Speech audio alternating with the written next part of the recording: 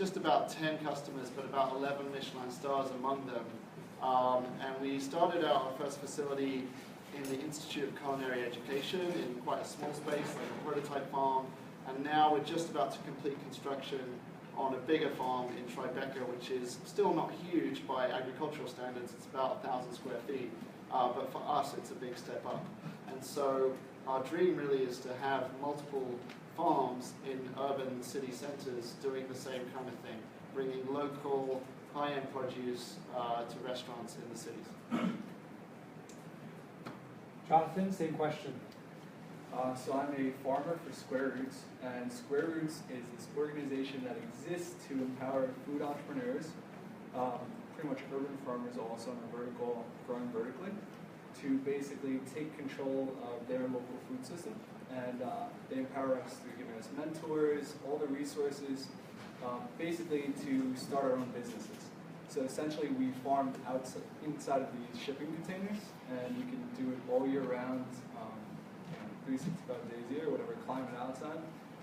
So we're really on a mission to bring real food to the world. If it can work here in New York City, we feel that we can bring it everywhere.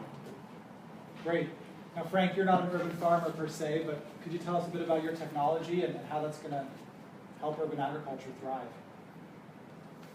I will. We'll focus on urban agriculture because it clearly has to be a part of Tenzic's vision, which is that we change the way we grow our food today. So like Rob and Jonathan, we are focused on helping urban farmers with a necessary input, and that is CO2. But we're also focused on helping large-scale ag, large-scale greenhouse ag, with the same input. And what's unique about Infinitree, which is the name of our company, is that we capture the CO2 from ambient air, and we release it without energetic catalyst. So we do not require a thermal swing or a pressure swing as would normally be required for the adsorption function of releasing a gas from a sorbent. Just as a side note, this capability began here at Columbia, at Mud Lab. And so while not an alum, I spent a good bit of time here at Columbia trying to develop the idea. But as you know, CO2 is a necessary input for plants. And if you increase its concentration in indoor grow spaces, vertical farms, greenhouses, you have a knock-on effect on production of plant biomass. And so that's our objective, is to increase plant biomass, feed more people, and do so with atmospheric CO2 captured from the atmosphere. A big part of why we're here is to also talk about entrepreneurship. So before we go into some of the questions about your farm and your work, I want to hear a little bit from you about how you got involved in the space. What was the pathway to get there? Let's start with you again, Rob. Yeah, so I did a startup before Farm.one, which was like completely different. So that was a translation technology company in Japan. And we did okay, we raised a bunch of money, and we ended up with like a huge board of like 9 people from Japanese banks. And if you know anything about Japanese banks, they're not like the most exciting, dynamic organizations. And that kind of drove me like a little bit crazy. And I knew that for my next business, I wanted to do something a little bit more real. And I got really excited about food. And I was lucky enough to have some time to take some culinary classes, to hang out with like farmers markets, and particularly in like LA and Thailand actually. And I got really interested in ingredients and really interested in this fact that you could find something at the farmers market that you had never tasted before. And the frustrating thing was 2 weeks later it might have gone, it might have disappeared. And then living in New York City, maybe, how do you get that thing that you can get in Thailand at some part of the year in New York City in February? How do you do that? And so I just got really interested in that problem, and I started coming across a few companies that were experimenting with growing indoors, and I was looking at a lot of the bigger vertical farm or indoor farming companies growing what I thought was pretty boring stuff, like lettuce, just loads and loads of leafy greens, which is great, I eat that stuff, but it wasn't something that excited me. So I wanted to apply that technology and maybe grow really interesting things. And so, yeah, I did a lot of research, I kind of actually started working with Henry a little bit, and just decided to start really small, but see if I could, make something happen with that idea. And how about you, Jonathan? Were you always interested in agriculture, or was there some kind of transformative moment that you said, I'm going to be an urban farmer? Yeah, so I've always pretty much been interested, I think ever since my mom probably taught me how to grow vegetables in my backyard. I've always had that kind of like interest, and cooking too is like a big factor for me. So kind of like before doing Square Roots, I was an accountant, which is totally different than what I'm doing right now. And but it made me realize, like, pretty heavy self-evaluation that I wasn't happy doing that. And I would look at like the two things I would do most when I wasn't accounting. I would be cooking, and then in the summers growing my own food at home. So basically, when I found out about Square Roots through an article that Kimball Musk posted on Medium, I applied, and as soon as I got in, I basically left the accounting world and jumped into that. So. That's great, I love that. Frank, what was your pathway towards Infinitree? It was rich and varied. I witnessed an interview on the news, on television, and the interview was given by a scientist here at Columbia who was talking about capturing CO2 from ambient air. So I called him the next day because I wanted to know if he had indeed solved the problem. And the fact is that he hadn't solved the problem. He still had to heat the resins to very high heat to get the CO2 off of it, to release it. So together we embarked on an effort that lasted years. And that effort also included thinking through what we will do with the CO2 that we'll capture. And farming was the obvious and immediate opportunity that we thought we'd focus on. I happened to grow up in a rural environment in my teenage years in Ohio, so I had some proximity to farming, and like you, I had a mother who was very focused on gardening, so I always had proximity to it in my own life. But once again, to bother Tenzing, I was focused on some hard limits that we're faced as humans, and it has to do with how are we going to feed people in cities? How are we going to feed the 800 million people who are chronically hungry today? And how are we going to feed the 2.5 billion that are going to arrive before 2050? And the answer is that we need to focus on all of these various applications and make them work, whether it's urban agriculture or whether it's taking fields, turning them into greenhouses, taking them out of climate's harm's way, exposed to outdoor climate, and growing more food on that same space, as much as 10 to 30 times as much food, moving from 2 seasons a year to 4 seasons a year. It seemed obvious that the right use for CO2 was not enhanced oil capture, but use in greenhouses. Thank you. Before we move on to some other questions about entrepreneurship and fundraising, I want to ask Jonathan. Robbie spoke a little bit about delivering by subway or bicycle. But Jonathan, how do you get your product to your customers? What are some of the challenges you're facing? But mostly, how do you do that? Yeah, so over at Square Roots, there's actually 10 of us entrepreneurs, and I'm one of them. So we each do it a little bit differently. I work with athletes, so I go to a lot of gyms, and one way that I'm tackling the issue is staying locally in Brooklyn, where the farm is. So staying within like a 3-mile radius, we can basically bike there. It's a nice day out. When summer comes, you can walk there. Some people are taking the train, but distribution is like one of the biggest, they call it the last mile coming into the city. And that last mile is what will destroy companies. It has destroyed companies for like the last decade, 2 decades, whatever. So we're all kind of finding ways to disrupt the model that currently exists. Yeah, I love that. Just focusing really hyper-local on your direct area. I'm a subscriber to Jonathan's Farm, so you can actually subscribe and get daily, weekly lettuce or vegetables. We got a nice carrot the other day too, so I recommend you check that out and sign up. It's really great to get that produce every week. Okay, so let's move on to some fundraising. Frank, what's different when you're fundraising in ag tech? What is it different maybe from some of the other businesses you've run before, and what are some of the things that some of our entrepreneurs in the room here should keep in mind in regards to fundraising for ag tech? Well, I think, now I don't have an immediate experience with raising money in Infinitree.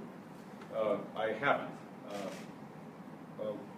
But I think what's happening, and I am proximate to it, because I have visited with venture and private equity firms to talk about what we're doing.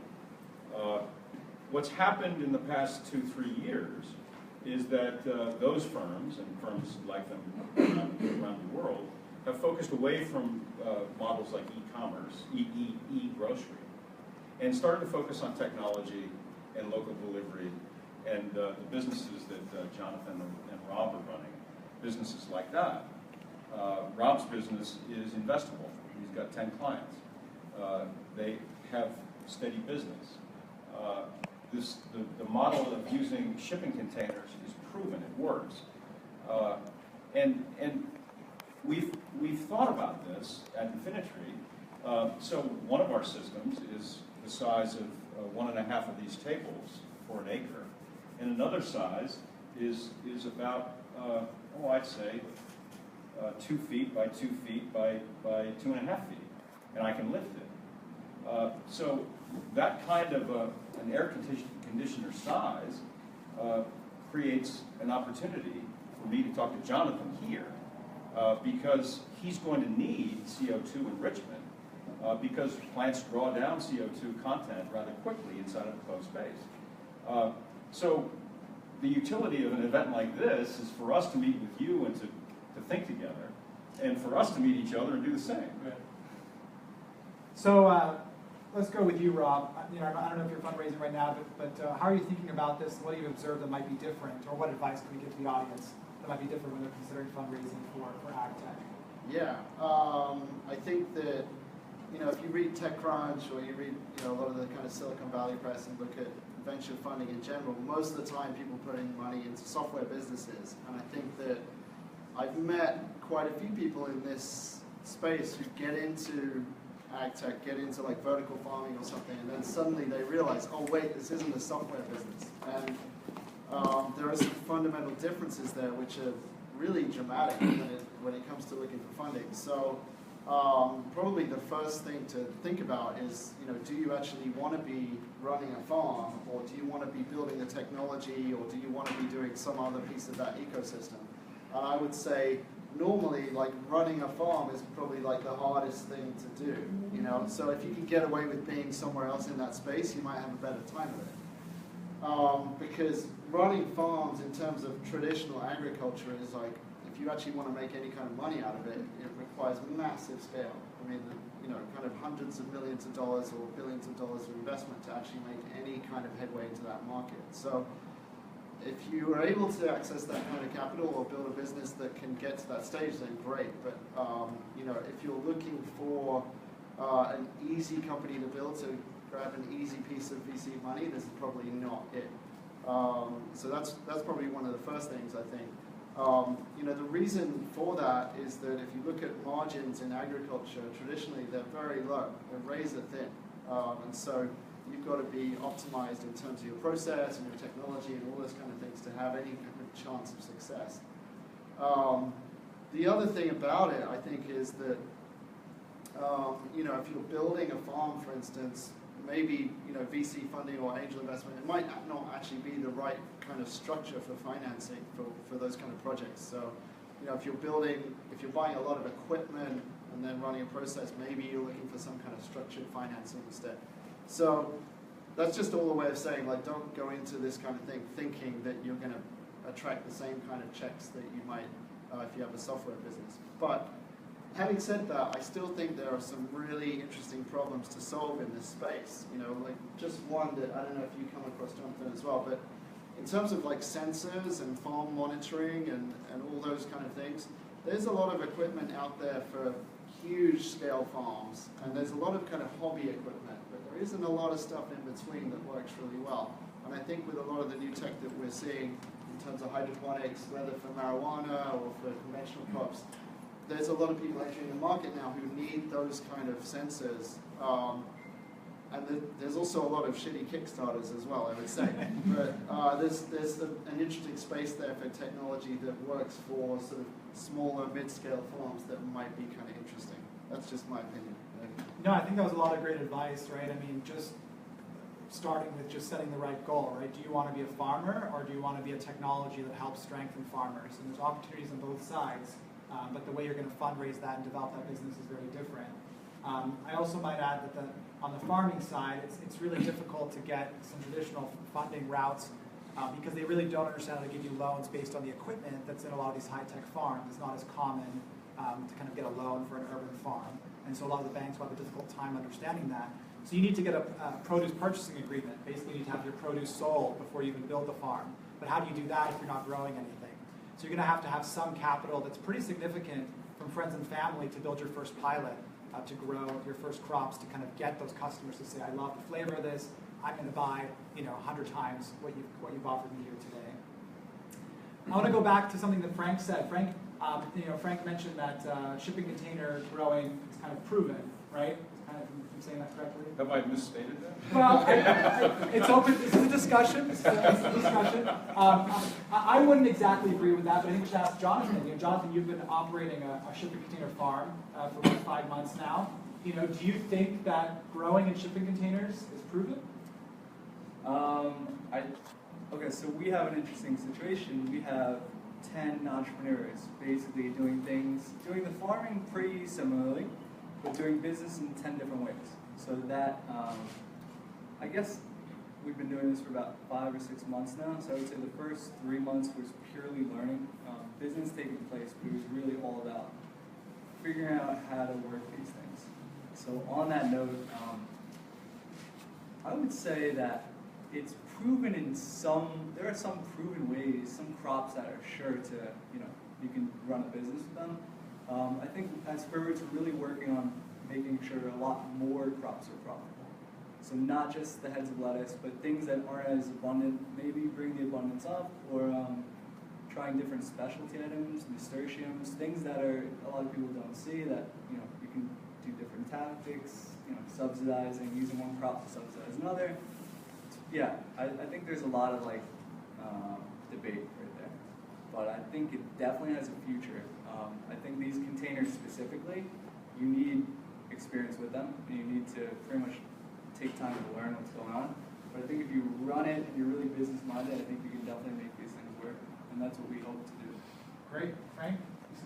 So we see some proliferation of the practice here in the United States, but the model I've been focused on are several shipping containers just outside of Antwerp, and they are managed by Nike at their large Western European distribution center there, which is a remarkable place.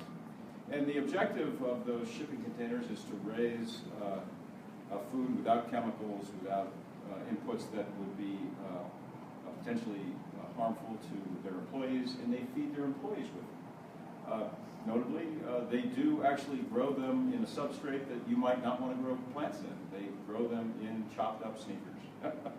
So they've tried everything there in Antwerp, and I guess to what I think is Henry's point is that the inputs are very expensive. So it's good to be Nike in that the Philips lighting that's used is very complicated. It speaks to the technology point that Jonathan made, which is a lot the magnet for a lot of VC money now is how do you manage crops indoors and outdoors, where how do you do it without having to drive around your 50 acres?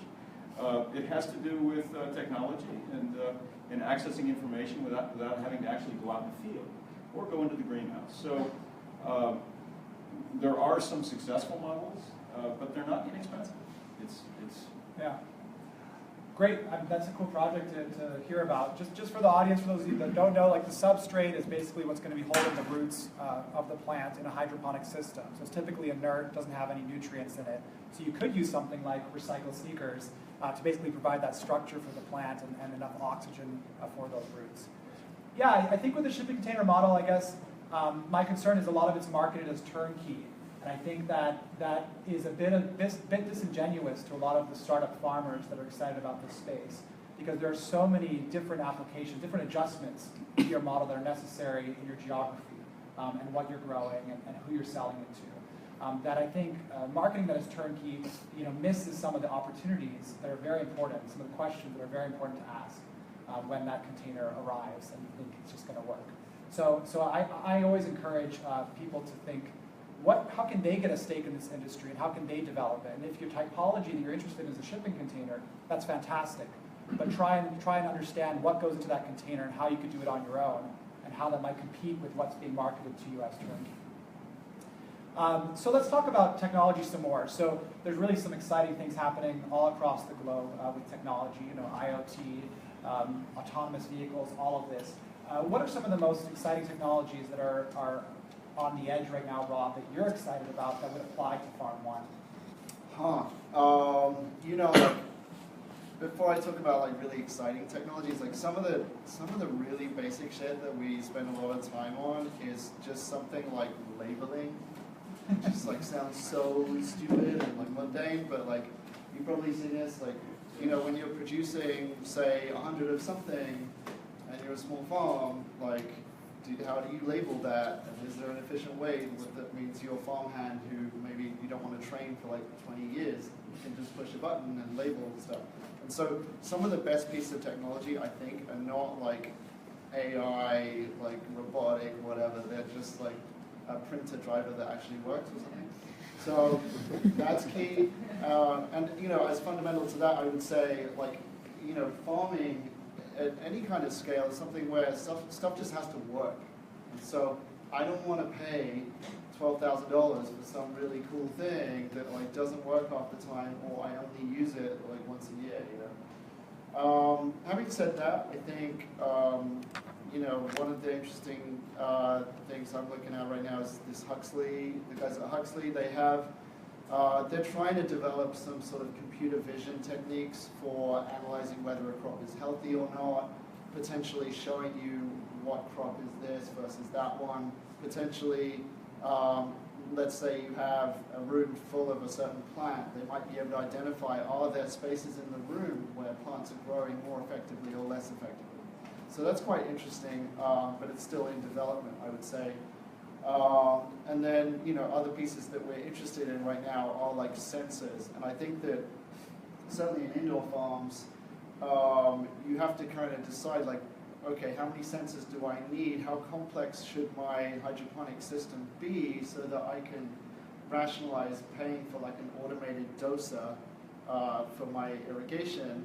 For example, we're trying to reduce the number of different tanks that we have so that we can have an automated doser when those doses often cost several thousands of dollars, right? So if we have different tanks with different types of nutrients, then we'd have to have different doses probably, and then the cost of things goes crazy high. So ways to be flexible about those kind of sensors and doses are really exciting to us, and I don't think anyone's really cracked that yet. But that's kind of my place in that. Lots of good information there. What about you, Jonathan? What are you excited about that's on the horizon? Probably the thing I'm most excited about would be the Tesla solar panels. The one specifically that for roofs, or that you guys may be seeing online, but basically it will look like a traditional roof. It'll cost less than a roof. And for shipping containers, you can lay them right on top and hopefully bring down the cost of the electricity we use to light it, make it more sustainable, just overall pretty cool. Yeah, that's probably the most specific thing. Great. Frank, some emerging technologies you want to share some thoughts on? Well, I guess if I could just go back to what Jonathan said and Rob about the cost of inputs, the cost of technology, how idiosyncratic your metering is. If you're growing indoors, you're going to have growing anything is incredibly complex. So you're going to have different outcomes in the same room at different places, given how the air is circulating, given all manner of different, very difficult to understand factors. One thing we've found out as we try to understand how to distribute CO2-rich air in a greenhouse that we're putting into the greenhouse with a pipe is how do we move it around the room effectively so that all the CO2 isn't utilized by the plants closest to that pipe, and CO2 doesn't actually get effectively to those on the tips and tails of the room. So there clearly is a requirement for knowledge about how your inputs distribute themselves in the space. So I guess if you're to ask me about excitement, I would say that there's fear. I have fear because of the complexity of the job that you're interested in, and that's why you're here. It's incredibly complex. So to try and understand how air works a room, how air moves through a room, is something that requires engineering skill and understanding of flows. And we've engaged with those people at UC Davis, which is a significant agricultural school here in the United States. We have a system there, and we are in fact working with a group that made their money in a business focused on airflow in human situations, warehouses and the like, where people work, and now are focused on using that same understanding for indoor spaces. So as we proceed, I'd like to let you know what we learned. It's a group that could, in fact, be very additive to the challenges that we face to distribute CO2 effectively indoors. But the impact of that knowledge will, I think, have a knock-on effect for you folks as well. Yeah, so maybe I should ask a follow-up question, because you know, Infinitree is in fact a technology, right, that is emerging and does apply to these urban farms and indoor farms especially. So you know, CO2 use in indoor farming is not uncommon. It's kind of established science that CO2 helps plants grow. Maybe you could talk a little bit about how you deal with growers that you approach that are considering your technology, but they're kind of comfortable with the way they're doing it right now, which I imagine is either propane or purchasing CO2 tanks, right? Yeah, so we have those dialogues, and they're very interesting. And most of the systems that deliver CO2 today create byproducts. And those byproducts can be useful or destructive. And it depends on the season. So for example, if you are in fact burning propane, you are going to develop a heat issue. And you're going to develop a heat issue depending on where you are, anywhere from 9 to 10 months a year to, for the most part, that's what you're going to have. You're going to have a 10-month problem where you're going to have to, not my word, but the word of the man at planet Earth outside of London, you're going to have to destroy the heat. How do you do that? You open the windows to destroy the heat. And when you do that, you lose the CO2 that you just delivered to the tomatoes and peppers that you're growing. So they have a need for a CO2 source that is not producing heat as a byproduct, and therefore being delivered in the very same tube that delivers the CO2 to the plants. I just want to make one other point. After a rather lengthy meeting with the gentleman who ran that business, with the title general manager, and that was a meaningful title, not like banking where you're vice president and no one actually reports to you. The guy actually ran the place. And he said to me, we really would value a CO2 source that's not heat producing. And he said something else. He said, and we really would value a carbon neutral producer of CO2. And he came from Holland. And of course, the whole country is at risk should seas rise.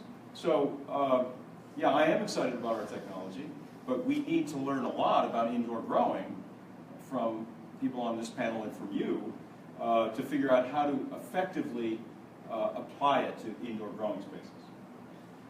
That's one of the things I find so exciting about this industry, and especially in New York, is that there is so much of a need for collaboration. Yes. Right? So we all are talking to each other, and we're trying to find ways, how can I test your technology and apply it to my farm, and how can we work on this new project together? And that I think makes it a really exciting space to be in. So let's move to something a little bit more socioeconomic, let's say. So, you know, we're growing food, or we all want to grow food or help farms grow food, but but who's the food really for, and what is the future of urban agriculture supposed to become more equitable, right? Is there a future where these high-tech approaches, which is really what's represented here today, could be more mainstream? And what might that look like? Anybody who wants to start? Yeah, well, I mean, we currently serve like the underprivileged diners of Michelin-star restaurants. So I guess like in terms of food justice, like we're not really there right now. But I think that we've talked about this a couple of times. I think that we are kind of establishing like how do you farm in a small space in a city? How do you convert a room in a building that might not have been used for anything before into something that can produce food? What are the techniques, like how do you harvest in small spaces? How do you deliver in a city? And I think, Jonathan, you're kind of doing the same sort of thing there.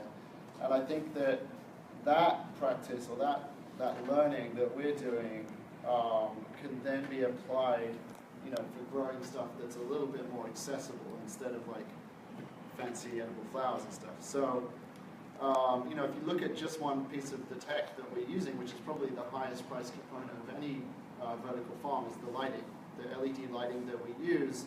Currently, it's halving in price. Probably every 4 years, it goes down by about 50%. So if that trend continues, it's a little bit like solar. You know, in 10 years' time, you're going to be paying about a fifth for the same amount of lighting, which starts to be pretty exciting. So a system that I might spend, you know, $10,000 on right now, maybe it's going to cost $2,000 or $1,000 in the very near future, which means that you can, bang a shipping container in a parking lot, or you can use a basement and you can start growing stuff, or a bodega can put something in their basement and start growing lettuce and leafy greens that they can sell in their store in the middle of the city here or anywhere. And that starts to be pretty exciting, especially when you start to say probably we're all going to move towards renewable energy sources, so that electricity fundamentally isn't, you know, really causing that much pollution. So that, I think, is the exciting movement. And so I think we're sort of part of that, discovering how to farm in urban spaces and how to reuse areas of our cities. If you can do that effectively, it's exciting not just because the food becomes local, but because you can empower people to grow food where they live, and communities can grow food, and food stops being this thing that we pick up from the supermarket that's traveled 5,000 miles to get to us. It starts to be in the community again. I think that's right, really, really cool. Yeah, I agree. I mean, let's not forget that the average age of U.S. farmer is 58. So it's not just about growing food that's available for everyone. It's about how do we empower new farmers. And a lot of those young farmers, like all of you, want to be in the city. And so getting that technology forward, proving that model of taking unused space and growing food in it is the beginning towards kind of a more food equitable society. You could definitely make that argument. But before we move on, Rob, I want to give you one chance for a plug. How can people learn about how you converted an unused space into a vertical farm? Oh, well, I'm so glad you asked, Henry. No, I mean, one of the things we realized that when we built the farm was because we started growing interesting stuff for chefs, and like every day practically I would have people saying, can I come and visit the space? Can we do this? Can we do that? And so what we started to do is actually do classes. And so we do two kinds of class now. We do an intro to indoor farming, which is like a 3-hour class. We do that 3 times a month. You'll learn like from seed to harvest, how does it all work? You can find that on our website. It's Farm.one. And then we just introduced this brand new class, which is an intensive like weekend class called Commercial Urban Farming, and we're actually doing it with Blue Planet. And that's for people who are pretty serious about, okay, I'm really interested in setting up some kind of urban indoor farm, vertical farm business, and like, what are all the things I need to think about? So strategy, like what kind of farm should it be in the first place? And then things like marketing and sales, should I be selling to restaurants versus wholesale? How to build the farm, what equipment to use, if I should use a container, that kind of thing. And then like how to build a really useful financial model for an urban farm kind of business. So we're starting to offer that class, and the first one is on like the 22nd of April. Yeah. So that's an exciting, cool new thing that we're doing. Thanks, Henry. You got it. Yeah. Hey, they want to hear it. They want to know how they can learn more. Of course they do. So Jonathan, I get I forgot what the name of it is, but I get, I guess, 3 different, maybe sometimes 4 different packages of leafy greens from you. I pay about $15 a week for that. I love it. I love the product. It's great. It's clean. Tastes delicious. It comes fresh, delivered to my office. Couldn't be more convenient. But my office is surrounded by projects, right? And pretty much so is where your farm is. Do you lose sleep over that? How do you work around that as a farmer? Well, half of it is that at Square Roots there's 10 farmers kind of with different goals. So there's a few farmers, one lives in Hunts Point, which is probably the lowest income zip code in the city. It's definitely up there in the entire United States. And then a few of us are pretty much trying to tackle that specifically. But the good thing that we're doing is pretty much learning throughout the year and eventually getting to the point where we actually can feed the people in these communities. Kind of like Rob was saying with the lights, like it is an expensive way to grow inside these containers. But I think having the goal that you actually do intend to feed the communities you live around and you serve, I think is a big step. Because I think if you don't have that goal, then it's never really going to get there. So one of the things that I want to do is by the end of the year, bring the abundance of what we're able to grow up so that the price goes down, and then just be able to flood it out into the market and actually impact the people literally across the street from us, which are the Marcy projects in Bed-Stuy. So it's like, then you can actually make a difference, and that's like an actual goal on it. Well, we're still in the early days, right? We have a lot of progress to make, but I think almost every urban farmer has that goal in mind. We just need to get there, right? Yeah. Frank, maybe I'll position the question a little bit differently for you. So, one of the things I really like about Infinitree's technology is that it's going to be able to make urban farms basically serve as carbon sinks, because you can take that atmospheric CO2.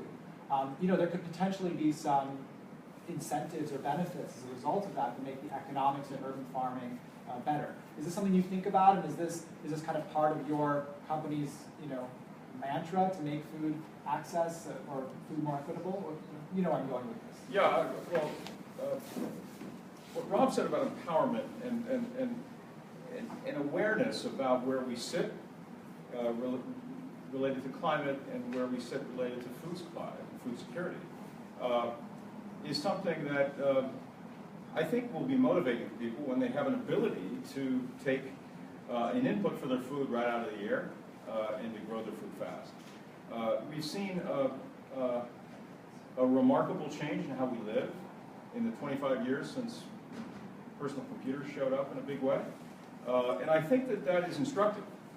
I remember when the OS/2 was introduced by IBM, which was intended to put us back on mainframes with terminals that we could basically work from with some independence from the mainframe, but it was really a method for IBM to continue to own the computing world with the mainframe. And what happened? It failed utterly because people wanted to be able to do things themselves with a box that they could carry around. And now it's so small that it's the size of this book.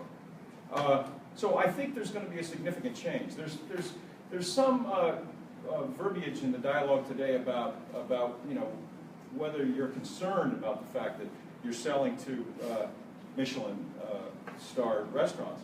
And I think that, in effect, what we're doing here is taking a Hippocratic oath. And that is that there's not a thing that you're learning in your grow space that won't be applicable to people elsewhere who need to use indoor grow spaces. So I don't view it as a different set of economies. Just to think back, 1972, Nixon goes to China. What's the first thing that Mao buys? He buys 13 huge fertilizer plants, capturing nitrogen out of the atmosphere to create fertilizer.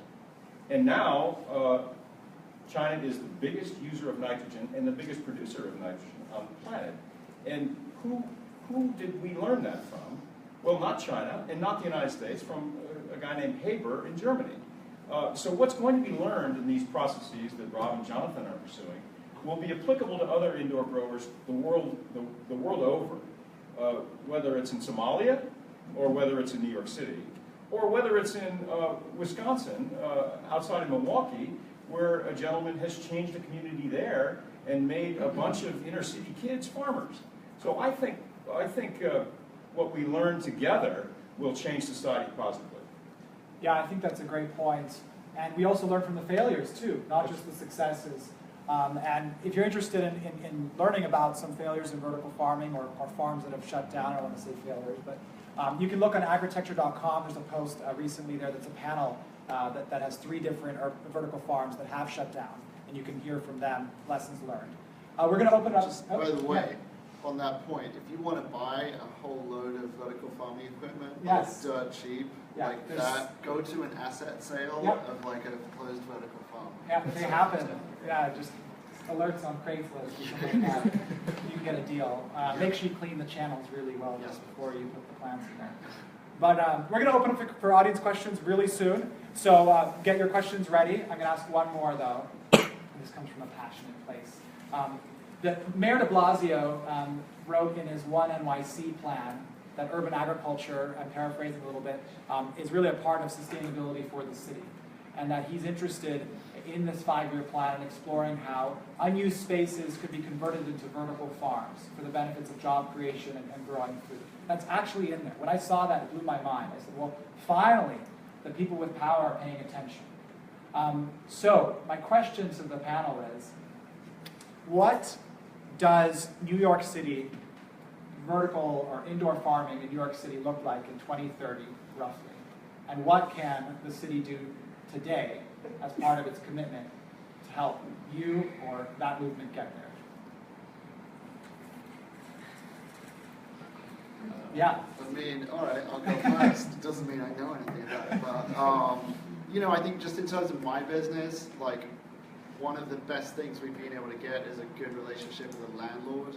Like, and we've been able to do that twice, luckily enough, and that has just made like everything so much easier because, you know, we get a deal on the rent, we get a good location, we can drill holes in the floor, we can bring in like huge pieces of equipment, and you know, having landlords who appreciate what we're doing has made a whole difference. So I think that, you know, as we go forward, if the government officials and subsidies can come in which can encourage that, I think we can see, you know, all over the city, we can start to see things that are like what we're doing, or people just doing it as a hobby. Like, if we can encourage buildings to say, okay, yeah, let's put something on the roof, and let's give the people living inside an opportunity to do that, a little bit like what you're doing with Sky Vegetables in the Bronx. Like, I think that we will see pockets of urban agriculture in the city and all over, and I'm really excited about that. I think that also we've seen,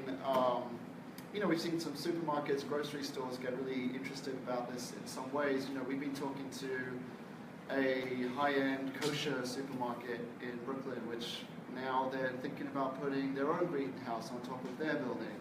And I think that, you know, we only need, you know, not everyone has to be like this pioneer. People can, once they've seen it, they can copy that, you know, and they can say, okay, I can do this because someone else has done it. And so I think in 20 or 30 years' time, it won't be uncommon to see these things on tops of buildings or in basements. And that's exciting. So I think there will be a lot more of it, and I don't think it will be strange and unusual and new anymore. I think it'll just be like pretty standard, like, you know, how there's no phone booths anymore. Like, it's just like that, right? Things so change, yeah. It is exciting. Yeah, thanks. Let's start with, let's go with you, Frank. We'll just go last. The best primer, or Bible, if there's such a thing, about urban agriculture in New York City was written here.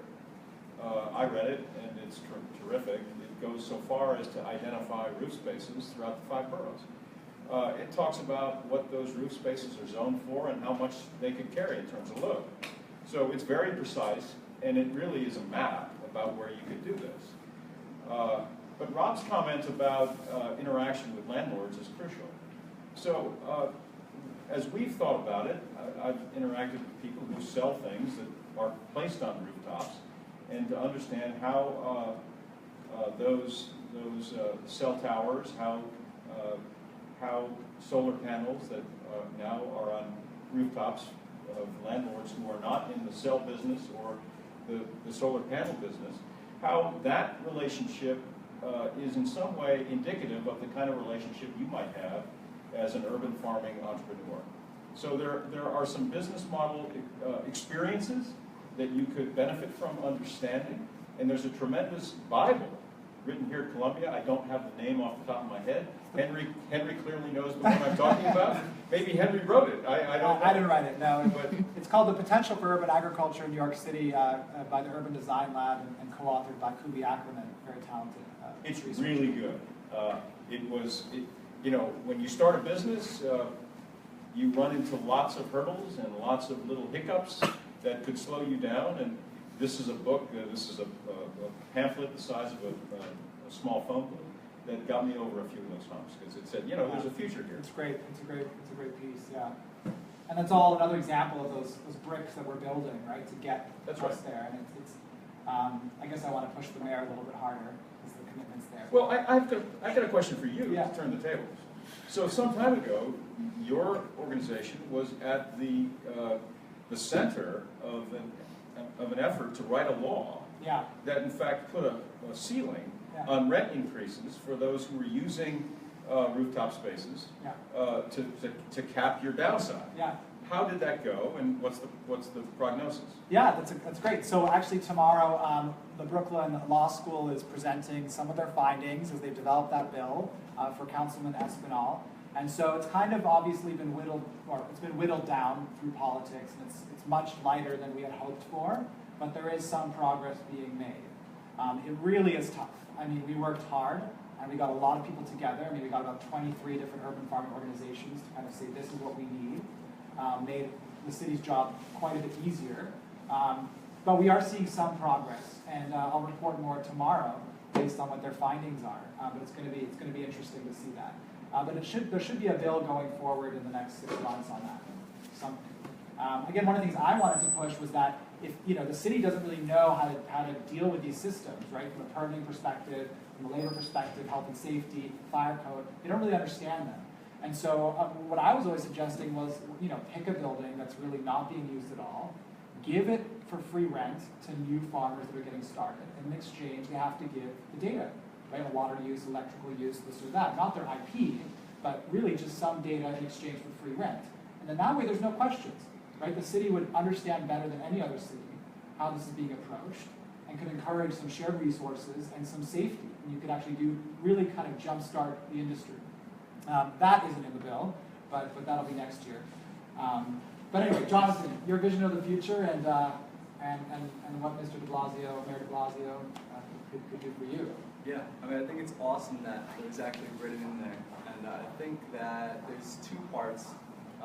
When there are government subsidies or a reason for urban farming, I guess, like bigger, could be real estate developers or just companies to get involved. A lot more progress happens, but I think probably the best progress happens when it's just the individual, like not so much raising capital, not so much of any of that, just maybe in their local community gardens, and just people, starting.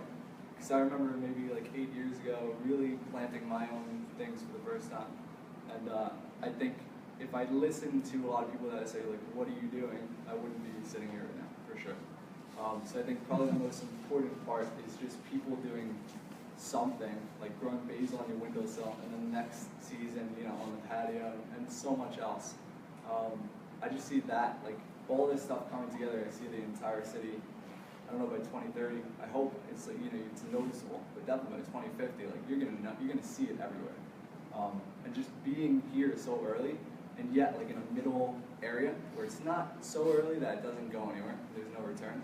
But like we really are in like the middle of the progress right now. Yeah. So. Great, thank you. All great thoughts there. Let's open it up to the audience for some questions.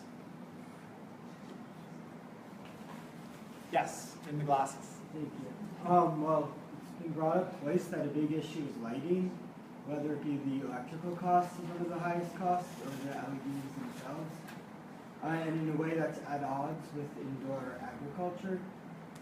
So I don't know if you guys have any thoughts on that or what the appropriate use of sunlight is in that mixture.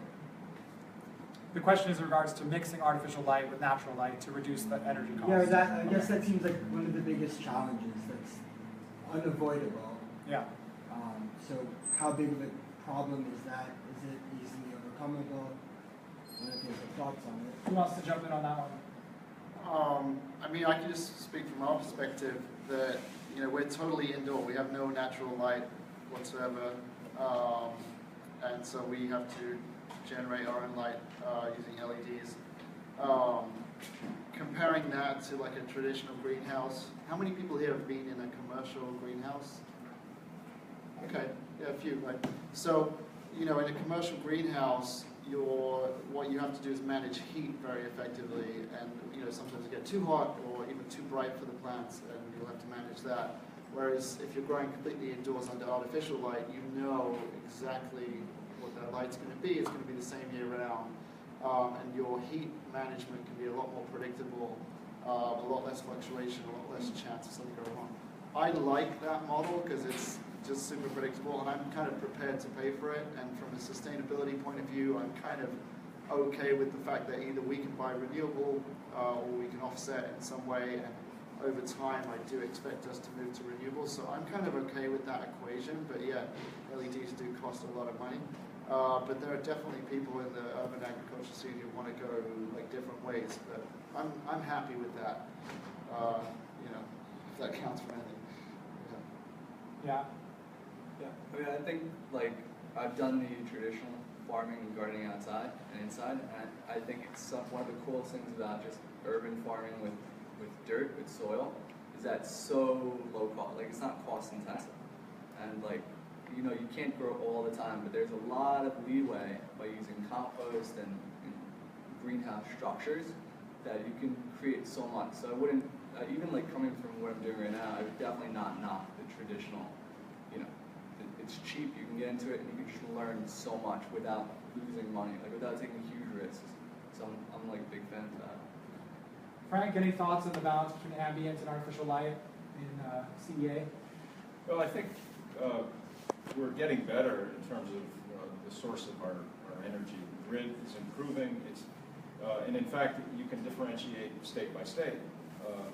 The component of renewables that create the California grid is exemplary as compared to New York State, but therefore the cost and the environmental cost of LED lights is on a different scale in California as compared to New York City.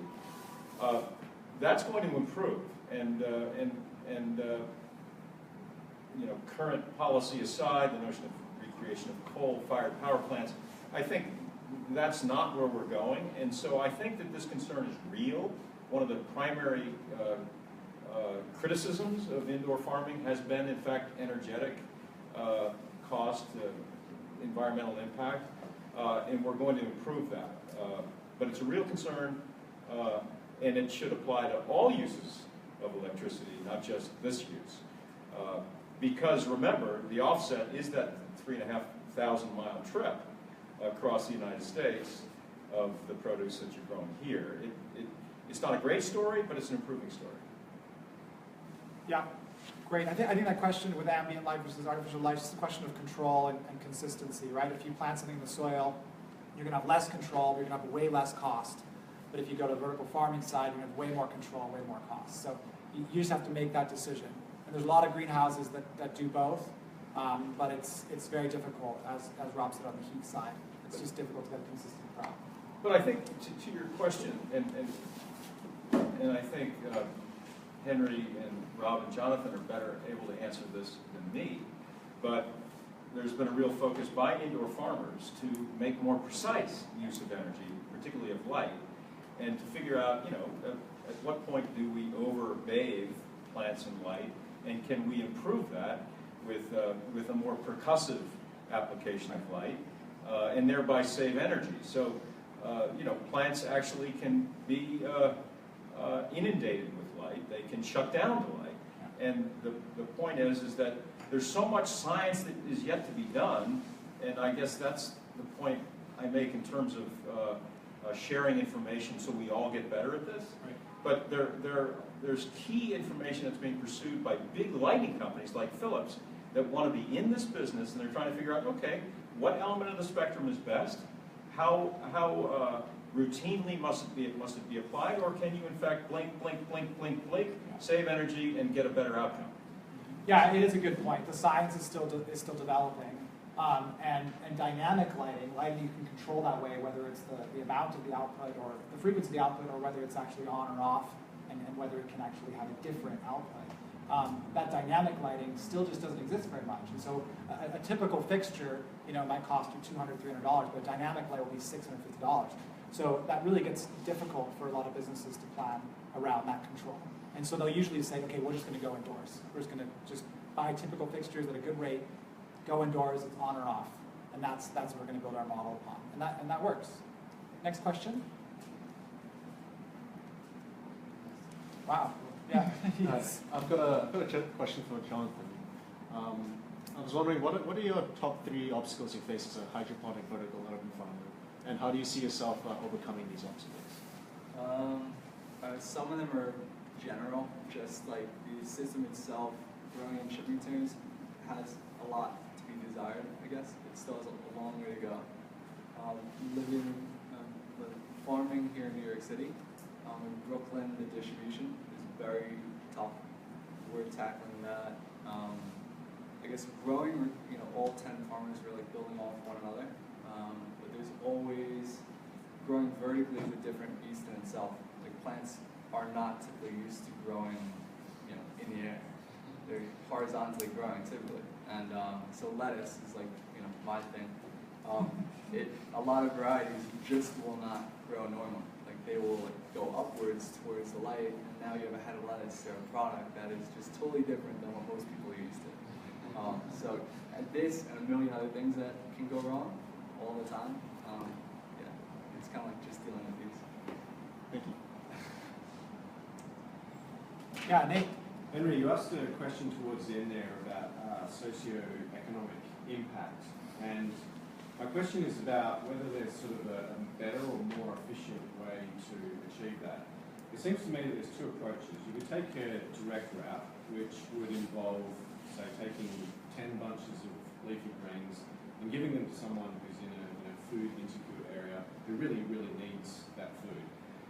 The other approach, which would be more like what Rob's doing, would be to give those 10 bunches of leafy greens to someone in a high-end restaurant.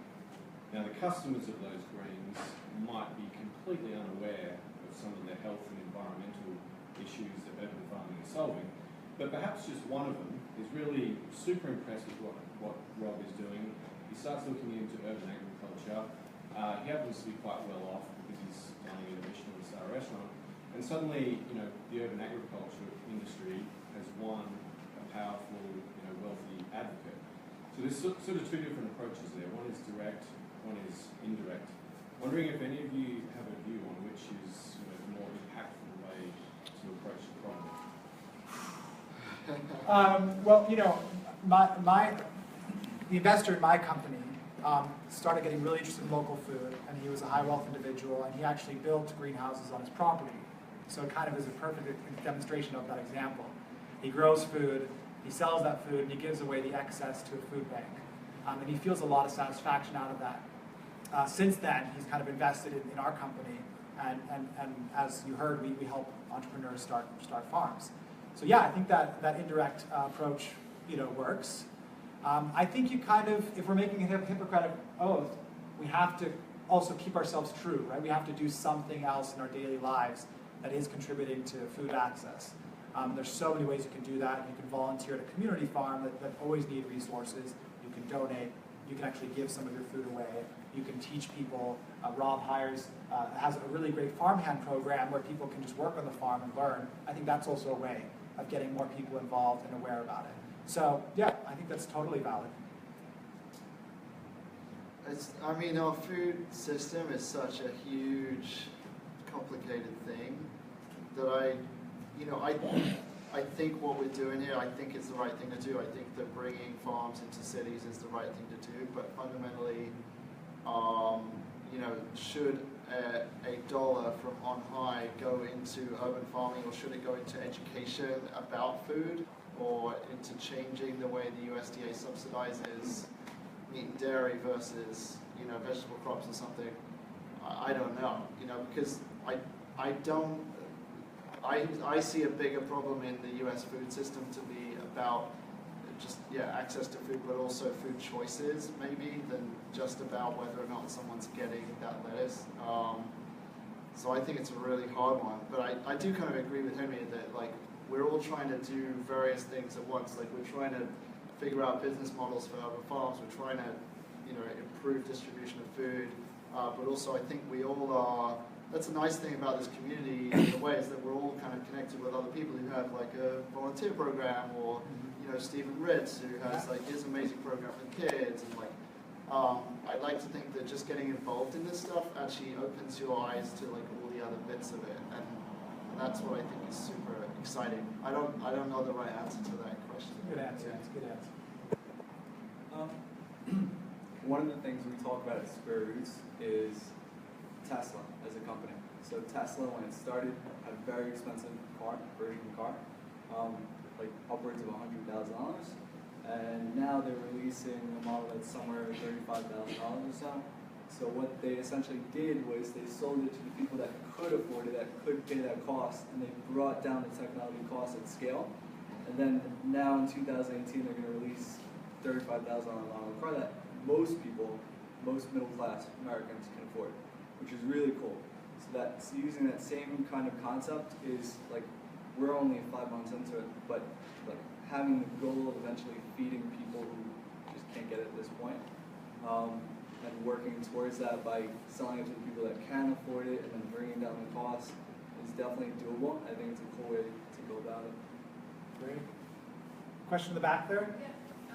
Thank you guys for being here. So sorry. you talked earlier about kind of issue like food insecurity and how like urban farming can potentially address that down the road. But I was just curious because there's a lot of stats out there that say it's not that in America we're not producing enough food, it's more just like distribution and transportation. So I'm curious to hear your thoughts on how like urban farming can optimize that issue. Yeah. Yeah, so it's totally true. We produce enough food to feed everyone. It's just not distributed properly. So I guess the short answer is if we can grow more food in less space, then we should be able to grow that food closer to where the people need it. So distribution should also improve. That's the theory. Yeah. Yeah. Oh man, I got so many opinions about the food system that I don't. It's just like, so big. We haven't got time for all that, but like, you know, to build off that, I do think there is just this fundamentally good thing about moving agriculture and food and vegetables back into the cities and getting closer to people, even if it's just an educational benefit. But yeah, I think you're right. Yeah, even that aesthetic, even just seeing it, and whether you work in it or not, it starts to change how you behave, and that in the end is what we need as well, to make healthier choices or more sustainable choices. So, yeah. Sorry, there was actually someone in the back first. Yeah? So I have a question. So we talk a lot about everything involved in the product. So my question is more generally, like, from the time when you were just starting the business and you have this vision to make food distribution more efficient, how much of your time now is kind of spent with the product? How much of it is spent with marketing? How much of it is spent hiring, and how you kind of like split your day? Is that different from what you were expecting when you just started? I'll go first. Your answer is probably, you probably work a lot harder than me, I think. At the beginning, I really didn't know much about the technology or anything, so I made sure to spend a lot of time on the farm growing stuff, sweeping the floor, planting seeds, all that kind of thing.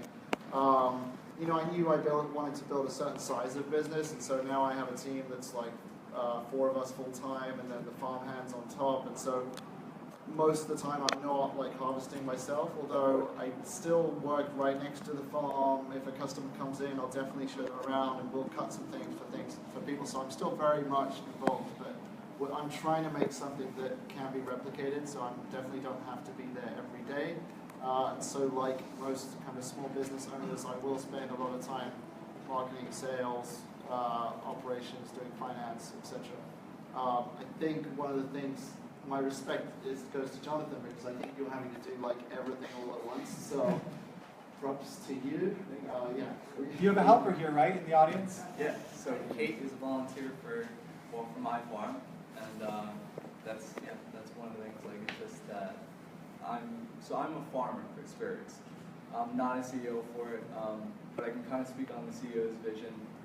Tobias Peggs and Kimball Moss are the two people who started Square Roots, and they actively wanted to change this distribution problem where it's like, we have all this fast food, it's so cheap, and can we switch that? And what's the way we do it? And the way they did it was to pick 10 food entrepreneurs to figure that out.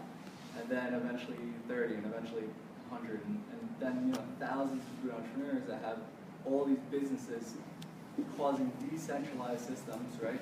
That can support, the community can support one business, all these little things.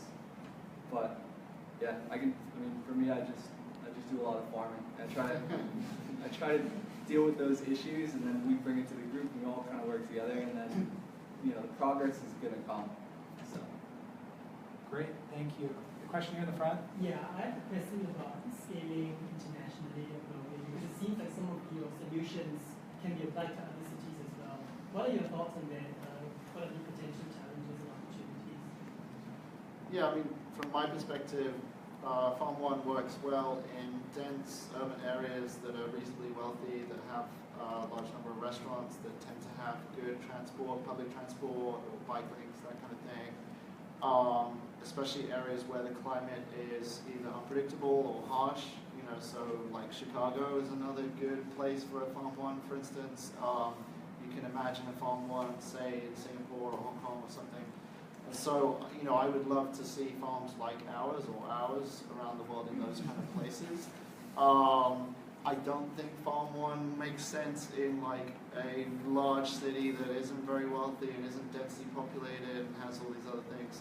But then again, on the really weird side of things, you could imagine a Farm.one or a farm like ours on like an oil rig or on a cargo ship or something like that. So there's some kind of interesting, kind of out there applications of these kind of farms as well, is what I believe. But you can imagine taking some of the aspects of our tech, putting them in a not very wealthy area that just happens to have maybe a drought, or because hydroponics is great for managing water. So I think if we can reapply some elements of what we're doing in different places that don't have to have quite the density and the wealth of New York City, for instance. Great. We're going to have to wrap it up there. Really want to thank the organizers of this event. Yeah, sorry. If I could just focus on that question for one moment. Totally, yeah. Yeah, it's a good question, because we don't make a difference if we don't make millions of systems. So we have focused on scale, and we had a system that we were burdened with for some years that worked, but it was not scalable. The assortment that we utilized was polymer-based, couldn't make a lot of it, and actually the resins that we fired into the polymer were obfuscated in the polymer because of the fact that you shot the resins in when the polymer was still effectively molten, when it was just fresh from having been made. So we changed our sorbent, which we now produce at 3,500 square feet a minute. And now we can, in fact, produce millions of machines. So we've embraced the Tesla model completely. Our first machines were rather expensive to build. We won't be able to be helpful to lots of indoor farmers who don't have $10,000 or $20,000 to spend on something if we're not economically efficient for them at the get-go. So scale is very important, and that's been our focus from the very beginning. So yeah, we think we can be scaled internationally, and that was our focus. Because if we're going to make a difference, we're going to have a lot of systems, and they have to be all over the place. I'll make one more point, and then the last point is, I apologize for keeping you for another minute, but the last point is that we absolutely believe in modularity and the power of all of our actions. So the big food system is impossible to understand because it's so big and complicated, but I can tell you that when I was a boy, the Secretary of Agriculture, whose name was Earl Butz, said that each American dollar that is earned, only 5 cents of it should be dedicated to buying food. Well, that's wrong. It's wrong for the farmer, it's wrong for us. it degrades what it is that we put into ourselves. So we think that just like we carry around computers that help us think, we should be able to grow our food in our homes with small systems that take one of the inputs out of the air. So that's our vision. It's not just big ag for food security, it's also small ag for independence and effectively getting off the food system grid. I want to really thank all of our panelists today. Thank you for your time.